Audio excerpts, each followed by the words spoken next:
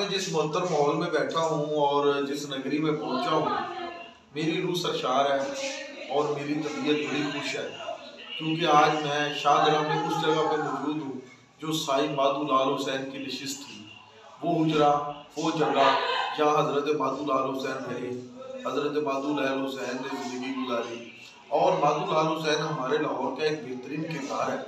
और मैं सच बताऊँ आपको कि माधो लाल हुसैन की ज़िंदगी लाहौर के हिंदुओं के इमाम थे और हज़रत माधो रावी के किनारे रहते थे।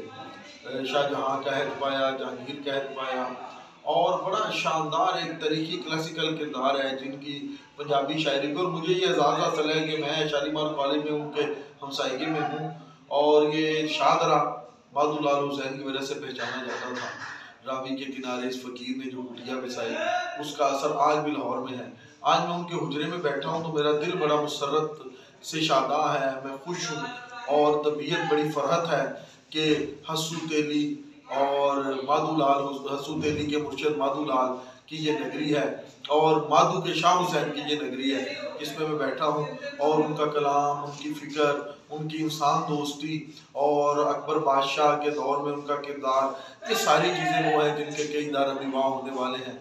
लेकिन ये माधो की गुहा की सदा और उसके फ़कीरों का गलियों में वालिहाना रक्स आज भी ज़माने को याद है। आप ज़रा हुजरे का ज़रा देखिए, व्यू देखिए कि हज़रत माधो लाल हुसैन के दरख्त को भी कैसे बचाया गया है और ये हुजरा कितना कीमती है। शायद यहाँ से गुजरने वाले लोगों को अंदाज़ा नहीं कि ये कितनी अहम जगह है और कितनी खूबसूरत जगह है।